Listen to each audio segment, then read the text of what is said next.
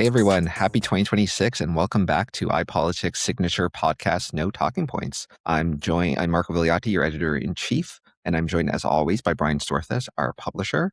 Today we have two special guests, Erin Morrison, she is the vice president with Texture Communications, and Michelle Johnston, who is the vice president with Syntax Strategy. Thanks both of you for joining us. We have a lot to discuss. It's been a very, very busy, not so holiday breaky, but I think considering the state of the globe right now, we'll start things off with Donald Trump's, repeated threats, or however you want to classify them, when it comes to Greenland and his continuous movements to disrupt our nice little post-world war to a global order. I'll start with you, Brian. Obviously we're in this delicate situation as we look ahead to the start of CUSMA negotiations. If you're Mark Carney, how do you kind of manage this delicate dance with someone like Donald Trump, who just seems hell-bent on totally causing upheaval and chaos everywhere he goes? Yeah, I mean, I got to admit, the prime minister's had a busy break as well. You got to do what he's doing at this point in time. You've got to be looking for other places to have an impact, other places for Canada to trade with, export our goods to.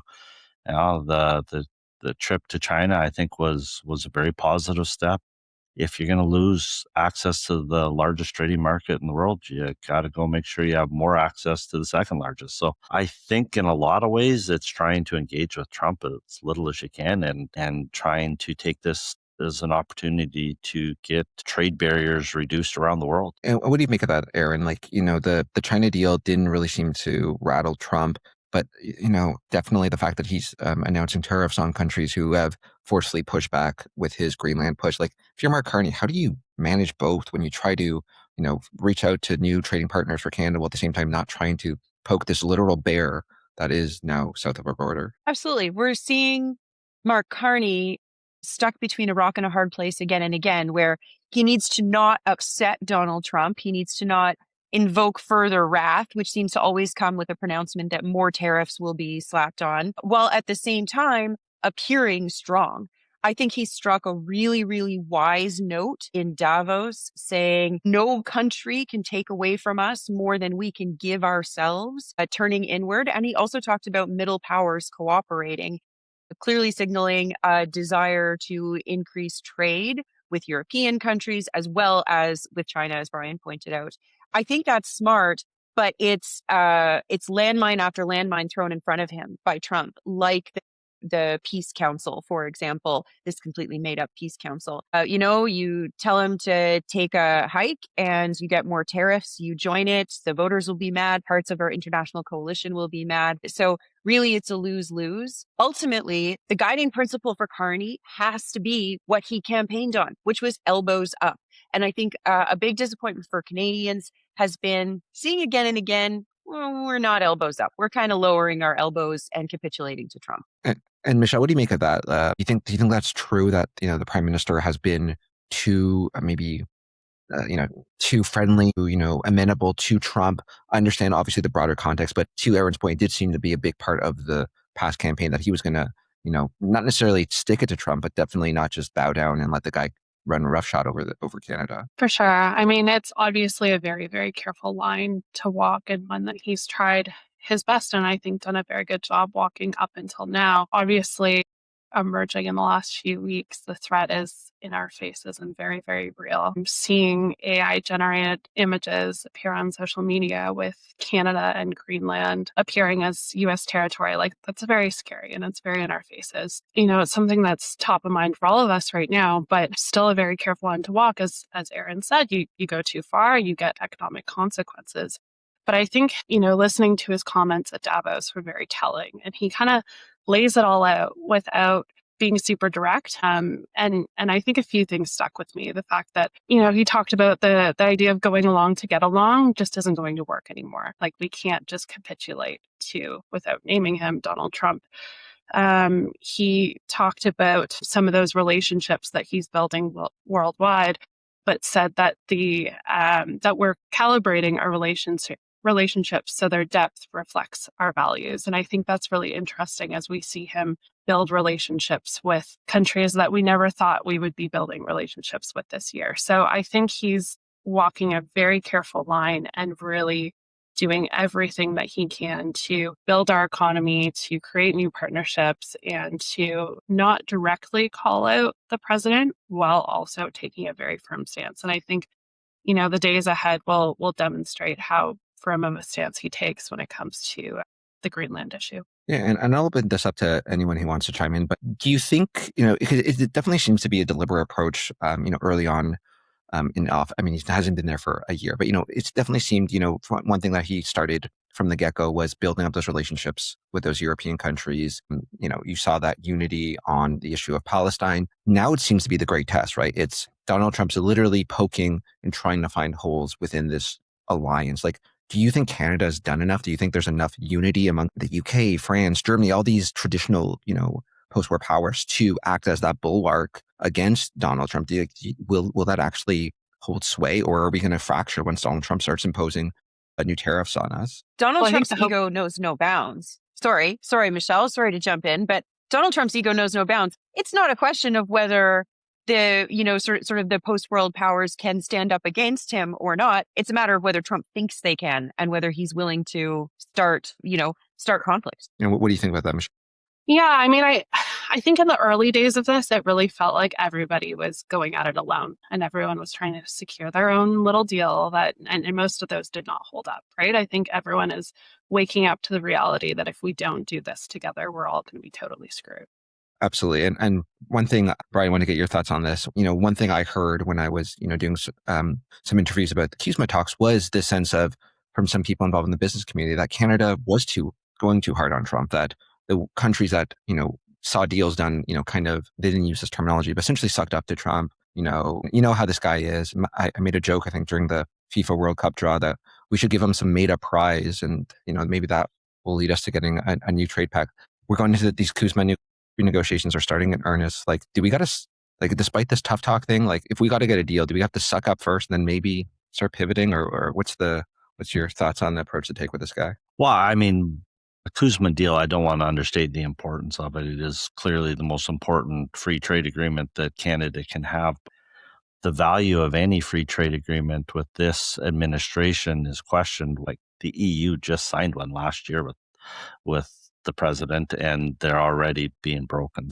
I go back to, I think we have to stand by our principles as a nation. I think we got to stand by our allies and our traditional allies, but we also have to continue to seek other places where we can go and expand our trading partnerships. We are an exporting country. For as much as the Prime Minister and everybody, all the politicians I've heard for the last 30 years talk about breaking down provincial trade barriers, which, yes, is important, we have to be able to export our goods, and we need to find other places. I think there is opportunity here in that, in the long term, us having more trading partners as stability comes back, and I believe it will, to the United States at some point, only increases our access to markets, which is really, really incredibly important to Canada. And the more we do that, the stronger position we are with the United States when it comes to the negotiations and trade there. At the same time, you can't totally piss the guy off because you're not really sure what he's going to do. Yeah, I was going to say, and I would be curious to hear what Erin and Michelle think about this, trying to make a not so subtle transition to a next topic. We went to China, we got this new deal signed. You heard some, hand wringing in Ontario about we're opening the floodgates to all these cheap Chinese EVs. Do we have an option? It seems like if Donald Trump wants to close off car production imports to the United States, we don't really have an auto industry. What else are we supposed to do? Is this kind of, Doug Ford's flailing around? Is this just him doing this big theatrical show to show he's standing up? Are we at the mercy of the Americans when it comes to this auto deal, and this China thing is the best we're going to do under the conditions? I think what's upsetting people here is that it seems like nobody's trying to save the auto industry. Doug Ford did, we're talking about hundreds of thousands of jobs and spin-off jobs, largely in Southwest Ontario and the eastern part of the GTA. A massive economic driver in Ontario, and through spin-off and supply chain, massive economic driver through the whole country. There is absolutely no question that auto is one of Canada's most important industries. Now, what we would expect a premier to do is be working with Ottawa from the get-go to talk about that important industry. And, if all was failing on that front, the minute he saw that Scott Moe, Premier of Saskatchewan, would be joining Mark Carney in China, Ford should have said, whoa, whoa, whoa, whoa, like 5-alarm fire. This is a major concern. And he didn't. He kind of sat there. He waited for the deal that we all knew was going to be signed by virtue of Moe's presence to be formally announced, and then kind of made some like squawky noises about it. I don't think Ford is actually putting up a fight for auto. And that is also why we saw auto jobs lost by virtue of plants pausing or not opening, right? The plants that have been announced that are not going to open. That's Brampton, that's Ingersoll, that's communities all over Southwest Ontario. So, is Ford actually doing anything about auto? Does Carney actually care about auto? It kind of feels like they both just shrugged and went, yeah, I don't know. Without the US, I guess we don't really have much of an option. We are really integrated with the US in terms of auto, right? Statistics tell us that a car goes over the border like 9 times or whatever before it's finished, right? Because you do a little piece of it there, the parts get shipped over the border, you build a little more, it's great. The way forward for auto might be to do more headlight to tailpipe in Ontario. It might be a different type of incentive for American auto manufacturers to work with us and to work here. There are ways to get this deal done. It feels like our leaders are not bothering to explore that, notwithstanding the importance of canola to the economy and particularly to the Saskatchewan economy. Good deal. Good for them. But why was auto thrown so quickly under the bus? Do you think that's a fair assessment, Michelle? I think it's hard to look at this issue in isolation, right? Like, obviously, there's no denying the impacts to jobs and those local communities and economies in Ontario, right? Like, obviously, we need to raise the alarm bells on that, but at the same time, we're not just talking about canola versus autos, right? Like, we are talking about building new relationships with uncomfortable partners around the world. And I think there's a lot of decision making around the bigger picture and the greater good, not just on this, but on many things under this government that we've come through. The Alberta MOU is no exception. And I think there's sort of this growing list of issues on the sidelines that people are willing to overlook when the threat is immediately in front of us. I think every time Donald Trump is the immediate threat, not just to our economy, but really to our sovereignty and, looking at things like Greenland, people are like, okay, we got to do what's needed. And generally they've trusted Prime Minister Carney to do what's needed. And they've felt that he has been. I think every time that issue starts to soften and be less immediate, some of these issues come back to the forefront. Again, obviously these issues are, very top of mind for the people they're impacting right now, and that can't be discarded. But I think, the uncomfortable truth is that there's only so much you can do in the context of all of these things, and the Prime Minister is doing the best he can. No, that's a good point, Michelle and Brian. I'd be curious to get your views on that. Yeah, sorry, Mark. I just find it difficult to be Captain Canada until the very first time it's something that affects your province. It's no different than EB with the pipeline situation. At the end of the day, I really don't think the 49,000 Chinese EVs that have been committed to be allowed into Canada is the breaking point for the auto sector. It was the President of the United States and the tariffs that he's continued to impose. We already saw the Ingersoll plants and the plants in Brampton. They were already closing. Like, this isn't canola versus auto. That's not what the Prime Minister was out there doing. He's doing something that is very good for the Canadian agriculture sector. It wasn't just canola, it was lobster and crabs, it was peas. There are other things that are going to benefit us. And quite frankly, we still have to deal with the Americans on the other side of it. Maybe this gives us more leverage when it comes to dealing with the Americans. You can't have a partner that just keeps abusing you and then saying, but we're going to really hold out. And there's a segment, I think, politically within the Conservative Party that is just all in on the Americans. No matter what happens, they're just all in on the Americans, and they're put in a really tough spot. The fact of the matter is, when you're the Prime Minister of the country, you have to make decisions that are in the best interest of the country at that moment. I remember when the government of Canada made the investment in certain auto companies on Prime Minister Harper's 50th birthday. He said to us, this is not the vision that I had moving forward, but you have to do what you have to do. in the best interest of the country. And I think what's happening with China right now is a very obvious play, and we need more of it. We need more markets to be able to bring our exports to. It's that simple. Yeah, We still got to deal with the Americans at the end of the day, but it's not one or the other in this situation.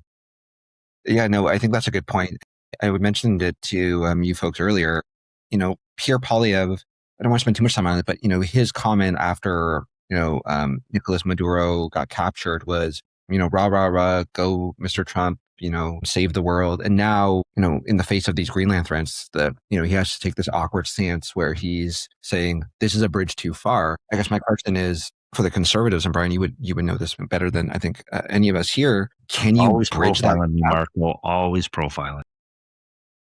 But no, I'm just curious, like, how do you do that? Because you are right. There's that certain contingent, the conservative camp, who, whether quietly or loudly, do certainly admire certain things that Donald Trump's doing. So how do you do that? How do you, stand up to, Trump at the same time while trying to tell your base, yeah, I agree with him on virtually everything, except maybe not invading us? Well, look, to be clear, I saw the tweet on Maduro was basically Maduro's a bad guy and needed to be taken out. I mean, I'm not saying I agree with the speed and the veracity in which it was said, but that was specifically about the individual. The Greenland situation is an existential threat to NATO, to Canada.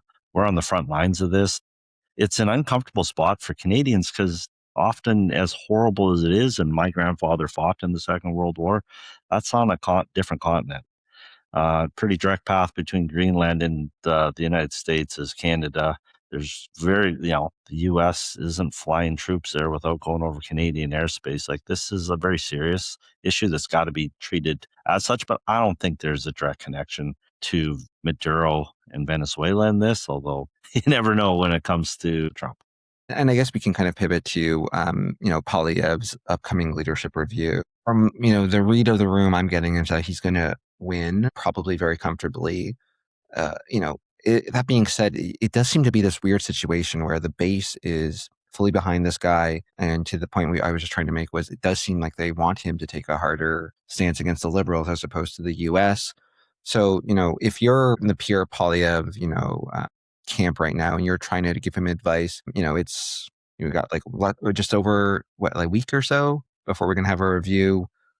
Erin, what do you do? Do you start saying now's the time to pivot? Do you keep going hard until the review and then you try to make that awkward move? Like, it also doesn't seem like Pierre Poilievre will ever make a true pivot to, like, does he need to? Like, what's going on there? He has put rat traps all around himself in every direction and just keeps wandering into them. Pierre Poilievre, he will pass his leadership review. I am confident in making that prediction.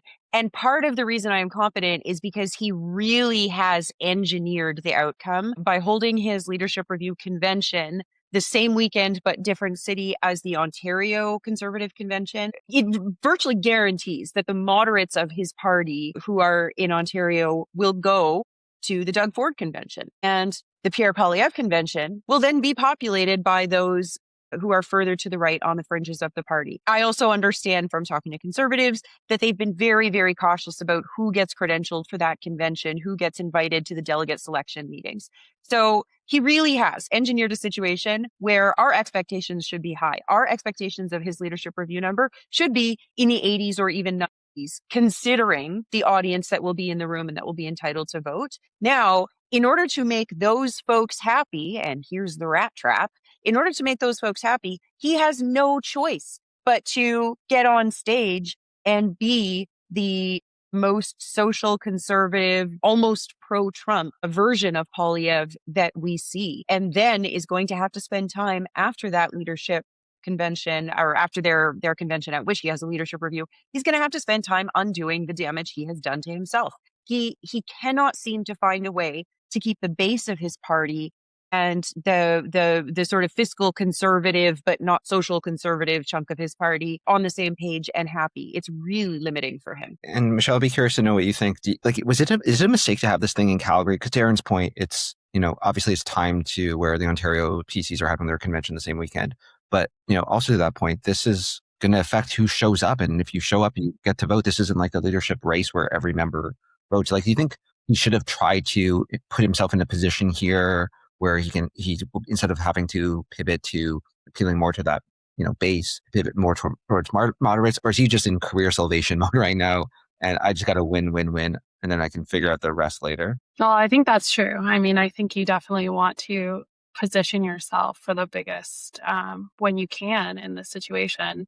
I think, no matter who shows up to these conventions, at the end of the day, the message you're delivering to your base is, or to, party loyalists is always going to be slightly different than what you're delivering to Canadians writ large. They don't necessarily have to be in contrast with each other, or conflict rather, but it's always going to be tailored for that audience. I think in my mind, the question on my mind is not whether or not he's going to survive this leadership review. It's what's going to happen afterwards.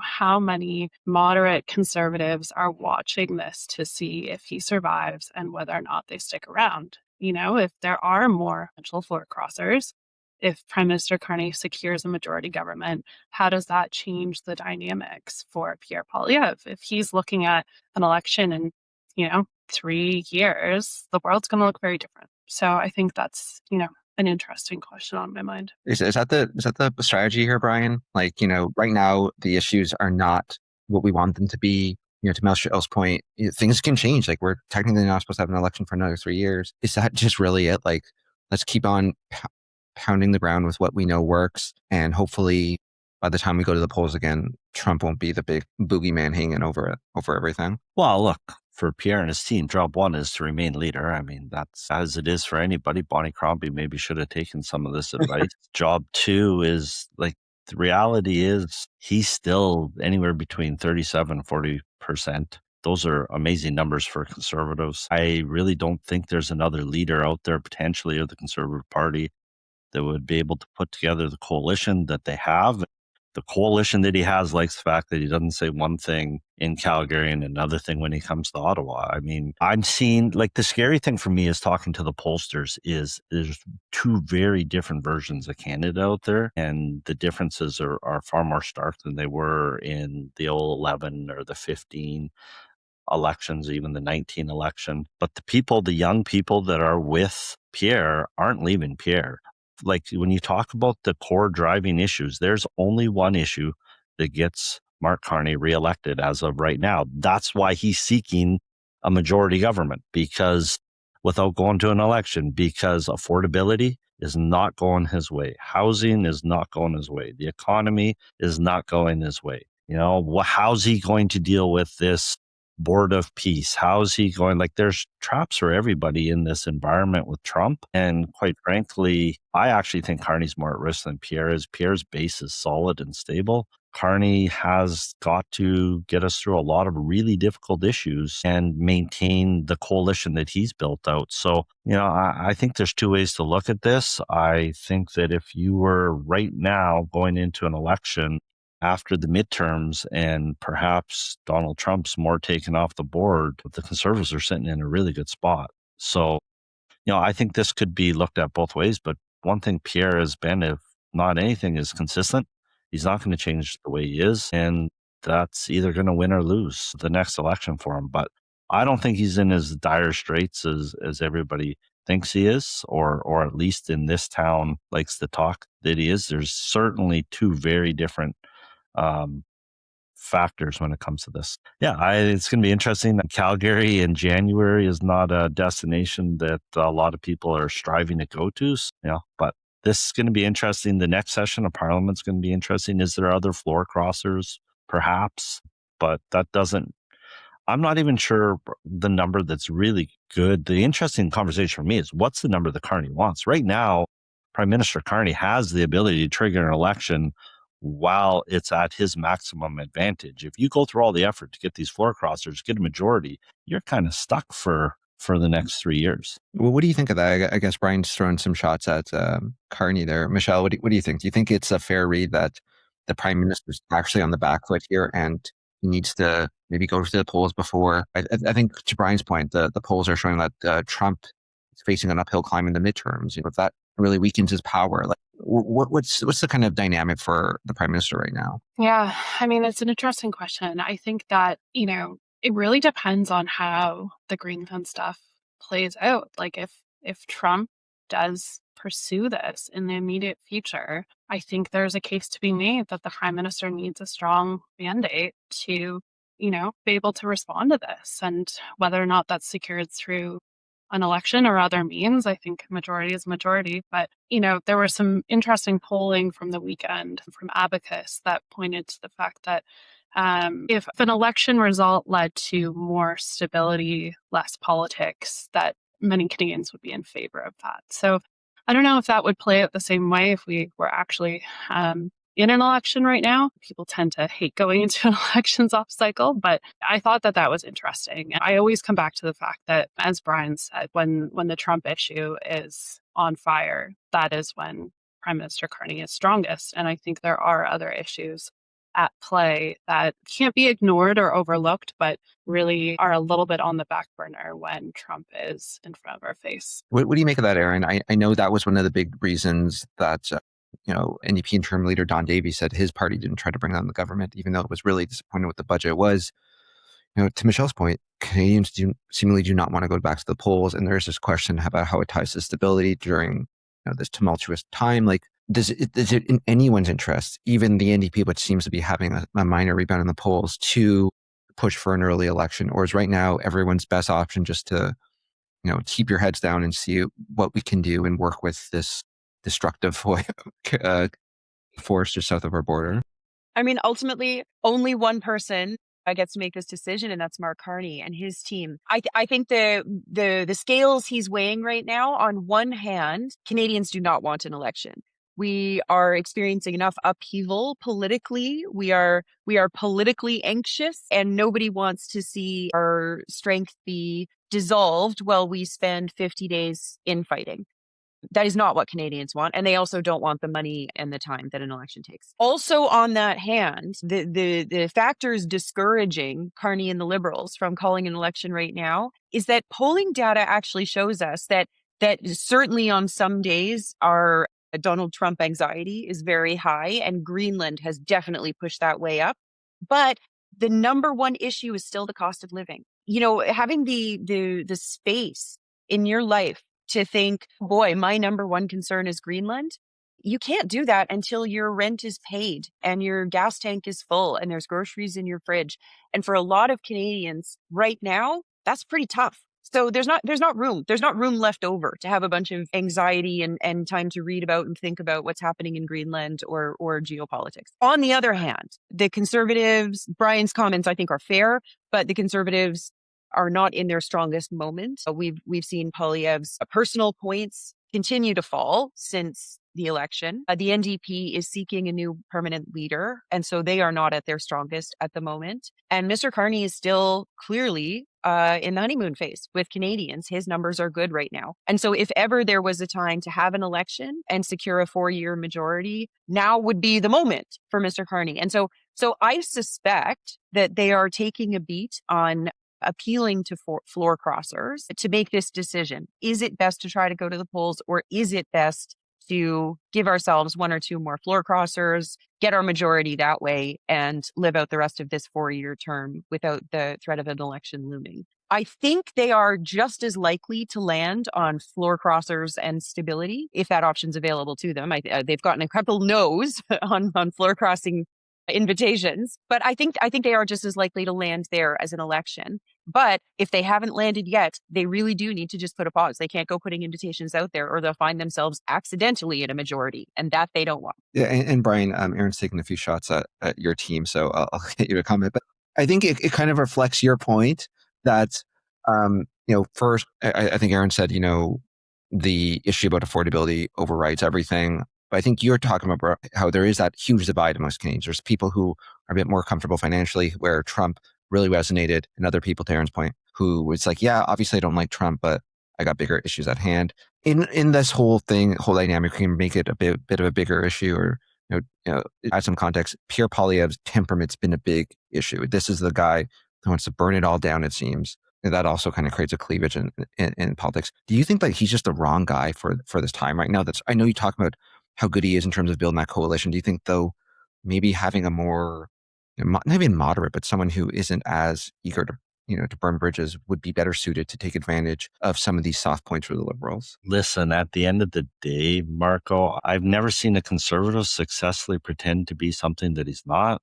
I've seen Liberals. Mark Carney is conservative a prime minister as I can remember since past Stephen Harper. At the end of the day, I think there's a real problem that Liberals have is that Mark Carney, and I've experienced this with Prime Minister Harper, sometimes having principled people in positions of power means they do what's right for the country and they don't care as much about what's right for their political party. I don't think Mark Carney's tied as much as, say, Justin Trudeau, who was a political animal, was to the fortunes of the Liberal Party of Canada. I think he thinks he's the right person for the job.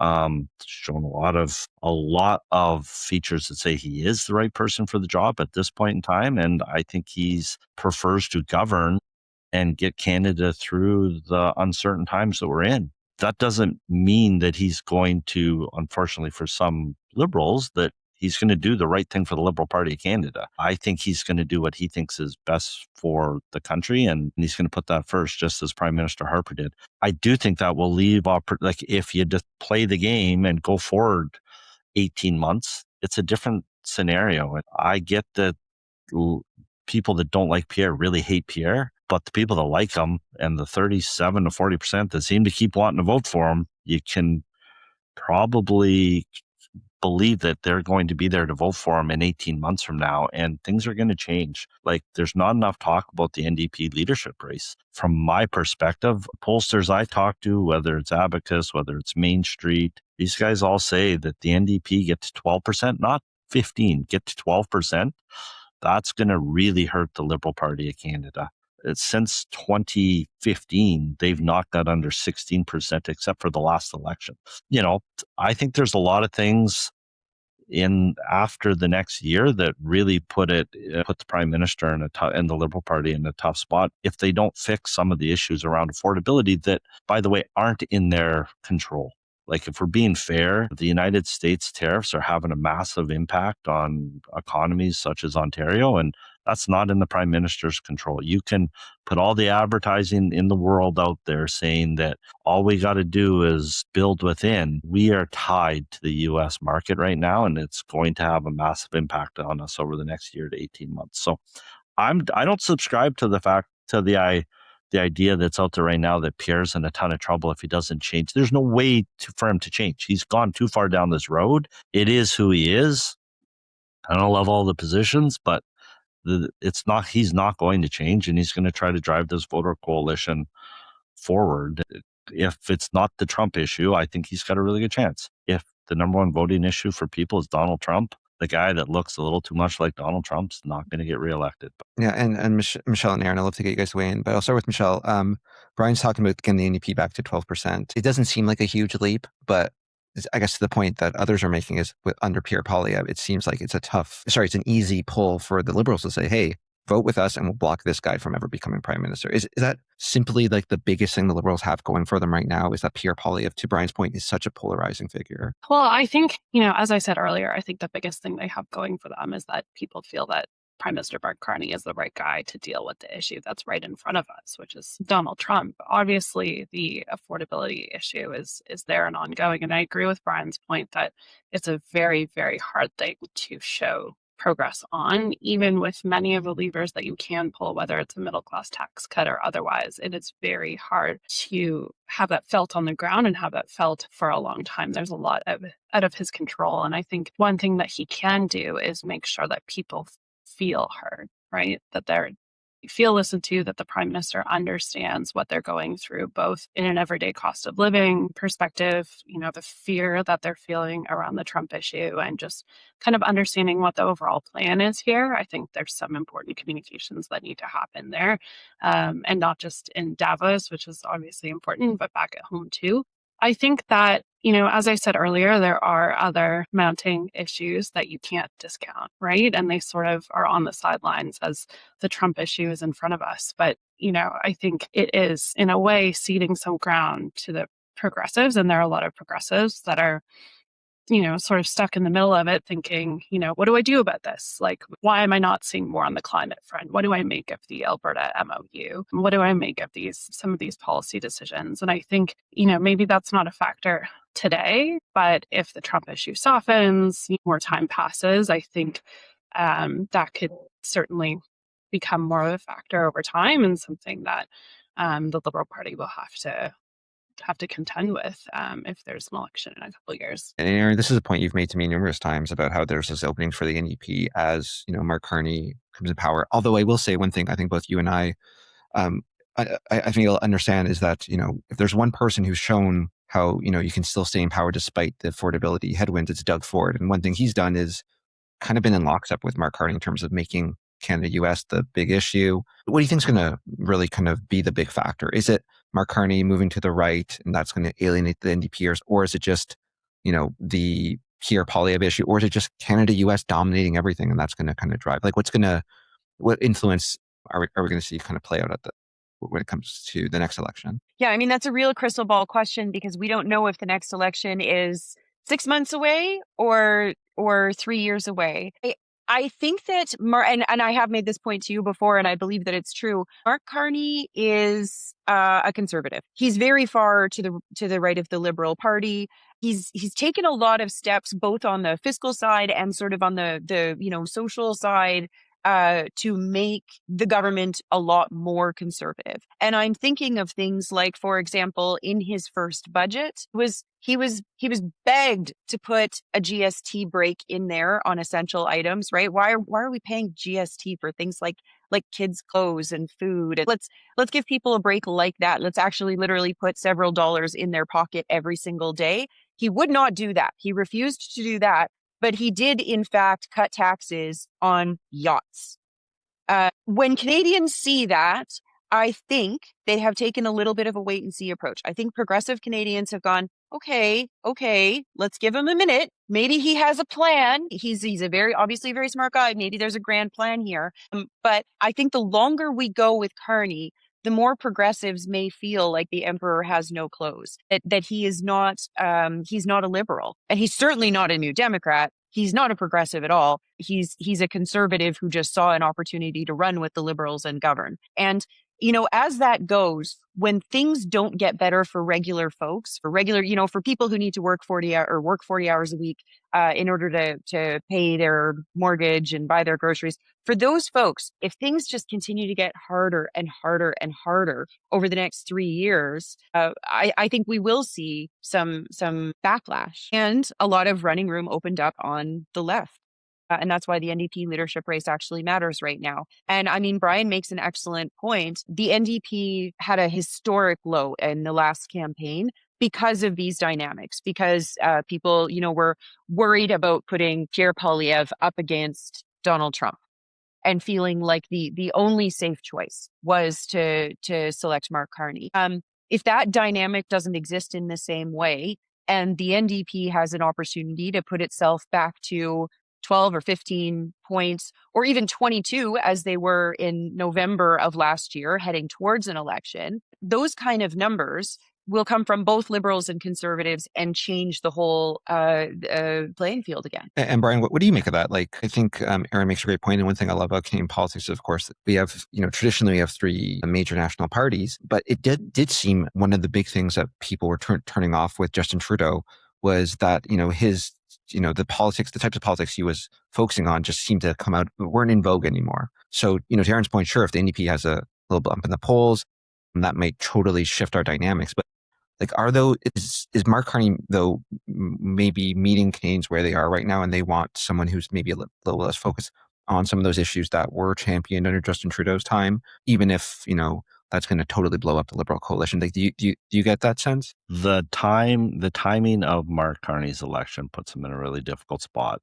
in that the job of the Prime Minister of Canada is to meet the demands and need of the day, and to do that, he has to focus on the issues that are important to Canadians today, and that's, like, by any standard of polling, it's not the environment, it's not some of the issues that it's not DEI, it's not the issues that Prime Minister Trudeau focused on. Also, you can't be a new government while just repackaging all the ideas of the old government. But it does mean that he needs a totally different voter coalition. And he has put it together with voters over 55. He has put it together but it's not the traditional voter coalition of the Liberal Party. And it's not the traditional voter coalition even of the makeup of the Liberal MPs by and large.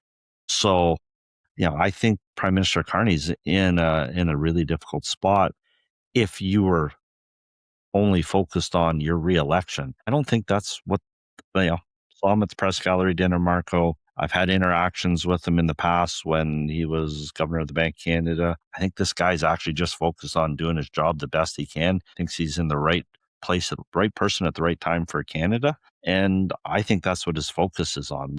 The deal with China was very good for Western Canada. And frankly, we needed to put some of those pieces of the puzzle back together. He took flack from his best buddy, Doug Ford, on it, right? Like, at the end of the day, Carney's not a dumb guy. The Prime Minister's not dumb. He understands there's more votes and seats in Ontario than there is Alberta and Saskatchewan for him. But these are things like the MOU that have to happen. So, I think this is going to be an interesting, like, in the moment today, if there was an election, there's not going to be. Carney's probably in a great spot. But to Erin's great point earlier, I don't think anybody wants an election while we have these things like Greenland hanging over our head. So I think it's focus on moving forward. The fact of the matter is, though, the NDP are probably going to increase their voter percentage in the next election. And how's that going to impact the Liberal coalition? I mean, it's pretty tough to be an NDP leader and pick a better Liberal to go against than the guy who was the governor of a couple of banks and all the corporate experience that Carney has. Is there any NDP leader that wouldn't love to go against that to get your 15% and get the party back on track? So it's going to be interesting times. But right now, to both Erin and Michelle's point, Canadians aren't thinking about anything past tomorrow, which is the same as if you can't afford food in your fridge or you're worried about Greenland. You're worried about the immediate right now. And Michelle, what do you think of that? I understand, we've all seen the stories. We've done stories on that kind of, tension within the Liberal caucus over the direction of this prime minister. And, just that China deal. The one thing that struck me, and Brian, you can probably even speak to this, was how it definitely sounded like a deal that Prime Minister Stephen Harper would make. One that seemed focused on, our agriculture interests, Western interests, and kind of left some of those manufacturing concerns that are big in Ontario and Quebec kind of at the wayside. So, like, is this something that's going to be problematic for the PM if he's offside with his caucus members, or is the Liberals so malleable when it comes to the ideology that, it's just the direction of the leader that determines what the party really does? I think, caucus is realistic to the moment, right? Like, they understand that there are a lot of difficult decisions that need to be made right now and a lot of shifting dynamics. And, I think Prime Minister Carney did a fairly good job at Davos in explaining his approach here. This is less, we're not taking the approach of just being centered in our values. It's valuing our strength and building partnerships where we didn't traditionally, and calibrating those partnerships to our values. And what that means at the end of the day remains to be seen. But I think it's a recognition that, the people that we're going to be doing business with aren't always going to share all of our values. And we just don't have the luxury of picking our friends solely based on values anymore. So I think people understand that. But I think, the devil's in the details, and how all of this plays out will be really important. For example, how are we going to address the cybersecurity concerns around the Chinese EVs? How are we going to safeguard against foreign interference as we're building relationships with some of these other powers? So I think those will be important questions to ask in the days to come. Yeah. I see we're kind of coming to an end, so I don't want to keep you guys too much longer. So I'll give everyone the opportunity to get their last thoughts, whether it's something, you're looking forward to as we, prepare for the return of Parliament on Monday, or something maybe that, we wanted to touch upon before that you saw in the past few weeks that we didn't get to. I'll start with Erin. Tell me something you're looking forward to, or something that you wanted to flag that just happened recently. I think what is on my mind as the MPs come back to the House is more and more as we move forward. I think Canadians are going to start asking, who is Mark Carney working for? Not, does he have a plan? How is this going to work? But how is he going to negotiate customs? Those are big questions that, of course, everybody has. But who is Mark Carney prioritizing? In the EV deal with China, he really did pick a winner and a loser. He chose canola and those who benefit over auto and those who need those jobs. So as we go, is he going to be Mark Carney, the banker who is prioritizing large corporations, multinationals, or are we going to see a Mark Carney that really shows he understands everyday people, regular folks, and workers? That is really what I'm keeping an eye on. And I think more and more that's what Canadians will become attuned to. So, Erin, I can say you're not going to buy one of those Chinese spy cars. You're going to No Chinese spy car for me. What about you, Michelle? What are you looking forward to? Well, I think what was refreshing for me in the deal with China was that was really the first time we've seen Prime Minister Carney really take a stand against Donald Trump. And I think, it's subtle, but just looking for more of that, more of taking a stand against him. And, in the same way, as I said before, in the same way that he's explained these moves at Davos, coming back home and explaining that to Canadians, because I think people are watching this, they're supportive, but they want to hear a little bit more about, what exactly is happening here? What exactly is our game plan? And just feeling seen and heard, and that the Prime Minister understands what they're going through, I think will go a long way. Yeah, that's a good point. I'll leave it to Brian, who I definitely know will be purchasing a Chinese EV at the next opportunity, right? Well, listen, at the end of the day, I will not comment on that, Marco, because I'm waiting for you to buy one first. But what I will say is, moving forward, I think that in the next couple of weeks, I'd like to see the Prime Minister actually stand up to the president a little bit, take his stand on this sham council of peace. Quite frankly, it's discussing the fact that A, the United States doesn't have that responsibility or role in the world. B, there's nobody from the Palestinian side on it. And C, Canada shouldn't lend its international reputation and compromise its values on issues like this. So I know we haven't talked about it as much with all the big headlines that are out there, but I'd like to see the Prime Minister not just say, I'm not giving you the $1 billion, but not interested in not validifying this at all. And I guess, one thing I'm looking forward to is, we talked a lot about affordability issues, but I think there's been a lot of interesting pivots that this government's made compared to the Trudeau government on immigration, on crime and justice issues. Very curious to see, those pieces of legislation when it comes to crime. I assume they'll get passed in the spring sitting, and I'm curious to know what the kind of lasting impact is on the broader, electorate. Are we paying attention? Are Canadians seeing those shifts? Is it something they want? It's certainly something that seemed to be resonating, at the end of 2024 when Justin Trudeau was at his, most unpopular. Is it still something people care about? Is it still something driving that issue? And if so, what kind of focus is this government put on those? Those are the things I'm going to be watching for outside of the kind of Canada-US deal when Parliament resumes sitting. But again, thank you so much, Erin and Michelle, for joining us. Brian, always a pleasure. And thank you so much. Please join us next week when we'll have another fantastic show for you. Thank you so much. Have a great day. Thank you. Guys.